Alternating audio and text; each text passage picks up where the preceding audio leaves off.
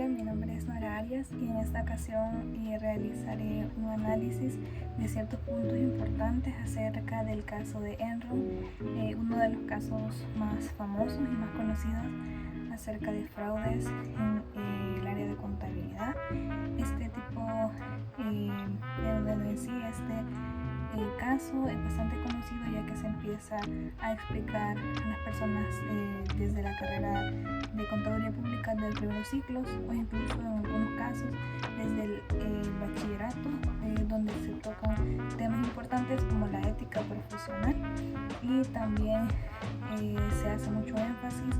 en el criterio y la independencia que debemos tener como profesionales al ejercer esta profesión. Dentro de la agenda de este video se desarrollará ciertos puntos dentro de la temática, iniciando acerca de la identificación de este tipo de fraude, del tipo de fraude al cual se asocia este caso, luego los componentes del triángulo del fraude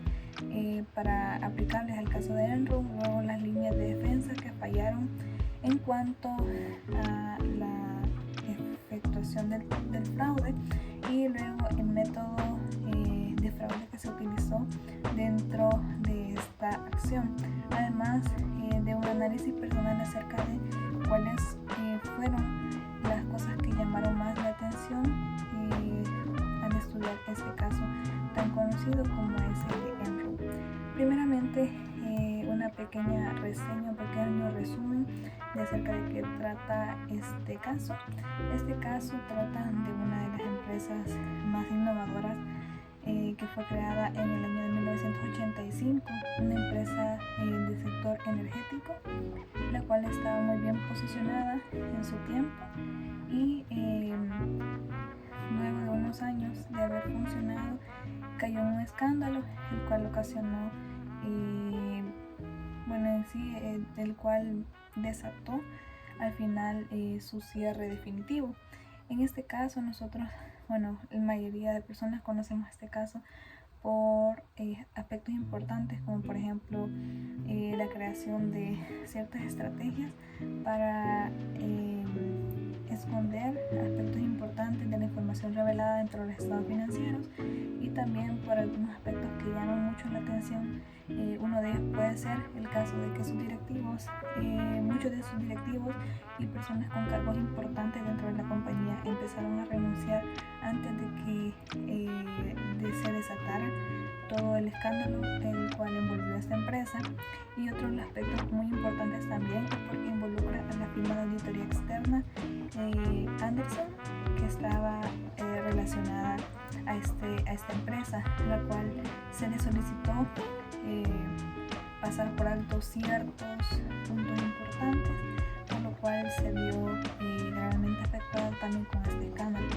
Esta firma de auditoría era reconocida como una de las 5 más grandes a nivel mundial en su tiempo, y luego de este fraude y luego de este escándalo cometido en conjunto con la empresa de Enron, se le fue destituida su licencia para poder auditar, y luego ahora ya no se conocen como las 5 grandes del mundo o las 5, ya no se conocen de esta forma, sino que ahora las conocemos como las Big Four,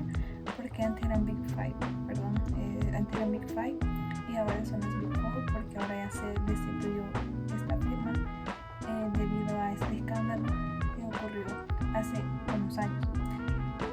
Luego de esa pequeña introducción, este caso pasó ya en la década de los 2000 y fue de gran impacto porque no solamente afectó a las personas que estaban directamente involucradas, sino que también en este caso a la firma de auditoría, a los inversores y también a las personas obviamente que tenían sus trabajos y que dependían directamente de esta organización. Para empezar a hablar acerca de aspectos como el tipo de fraude que se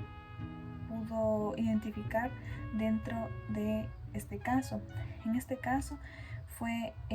la presentación de estados financieros fraudulentos o presentar información financiera falsa dentro de sus cifras de estado financiero. En este caso nosotros podemos observar al indagar acerca de qué fue lo que ocurrió con este escándalo que las personas del área de contabilidad empezaron a inflar sus resultados por medio de ingresos que eran ficticios, y de esta forma no se lograba, para empezar, sus cifras o las cifras presentadas no eran razonables. Eso debía ser una alarma tanto como para el control interno de la organización como para la auditoría externa, lo cual pudo haber llamado la atención en un momento, pero como vemos que en este caso el fraude es algo premeditado, es algo planeado, entonces a veces existe mucha complicidad a la hora de elaborar este tipo de acciones o estrategias. Luego seguiremos con el siguiente punto, que son cuáles fueron los elementos del fraude que se pudieron ver relacionados dentro de este caso. En este caso también tenemos los elementos del triángulo del fraude, en el cual primero está la intención o la motivación. En este caso podemos nosotros concluir, luego de analizar este estudio, que la motivación pudo haber sido la alta competencia o la alta presión que exigía Wall Street a los inversores o a las empresas inversoras, aparte de los bonos que recibían los inversores al presentar una rentabilidad bastante considerable. Entonces eso pudo haber sido o es una de las motivaciones principales para que las personas que cometieron este fraude decidieran poder acceder a la manipulación de las cifras dentro del estado financiero. Luego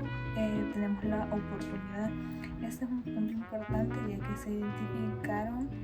que existían ciertas deficiencias dentro del control o los controles que tenía la empresa, además de también ese sesgo que existió a la hora de realizar la auditoría externa por la firma de auditoría Andersen, la cual si bien pudo haber identificado este cierto tipo de alteración, no se le dio el tratamiento correcto o ético a los hallazgos de auditoría que existieron, y esto permitió que existiera la oportunidad de poder manipular la información financiera. Luego tenemos como último elemento el de la racionalización, donde estas personas fueron justificando sus acciones por medio de que solo iba a ser algo temporal, de que en el próximo periodo se iba a poder restablecer la situación real de la empresa, y esto es significativo, ya que muchas veces en esta fase donde se puede todavía las personas que quieren cometer fraude se pueden frenar, pero una vez ya pasada esa etapa ya es muy difícil, ya que están buscando alguna forma de justificar o racionalizar las acciones que se cometerán, y es por ello que es muy difícil volver atrás si no se presenta o si no se practican los principios éticos de forma adecuada. Luego tenemos un punto importante también, que son las líneas que fallaron para que se materializara el fraude. Esto engloba mucho a las respuestas que acabo de dar, deficiencia en los controles, sesgo en la presentación razonable de la información, además del tratamiento inadecuado acerca de los hallazgos que pudieron haber existido tanto como